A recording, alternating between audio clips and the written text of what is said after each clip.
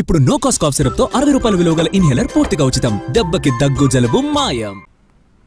ప్రభుత్వం ఆధ్వర్యంలో మెడికల్ కాలేజీలు నిర్మించాలని, ప్రైవేటీకరణకు వ్యతిరేకమని కోటి సంతకాల ద్వారా ప్రజలు నిర్ణయం చెప్పారన్నారు రోజా. చిత్తశుద్ధి ఉంటే జగన్ కోటి సంతకాలు చూపించాలని ఎమ్మెల్యే చింతమనేని కౌంటర్ ఇచ్చారు. ఓటర్ లిస్టు పట్టుకుని గీతలు గీసి అవే కోటి సంతకాలు అంటున్నారని ఎద్దేవా చేశారు. ప్రభుత్వ మెడికల్ కాలేజీలు ప్రైవేటీకరించడం మీకు ఓకేనా కాదా అంటే ప్రజలందరూ ముక్త కంఠంతో ఇది ప్రభుత్వమే కట్టాలి, ప్రైవేటీకరణకు మేము వ్యతిరేకమని సంతకాలు చేయడం జరిగింది.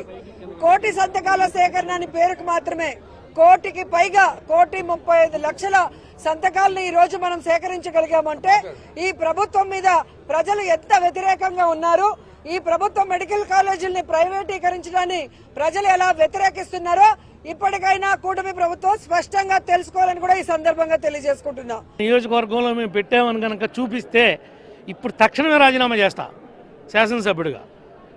ఎవరి దగ్గరికి వెళ్ళాడు, ఎవరితో పెట్టించుకున్నాడు, వాళ్ళ ఇళ్ళకాడ కూర్చుని వాటర్ లిస్టులు పెట్టుకుని పిచ్చగీతలు తీసుకుని అట్లా సంతకాలంటే ఎట్లాగయ్యా? జగన్కి మైండ్ పోయింది, వీళ్ళకే మైండ్ పోయింది.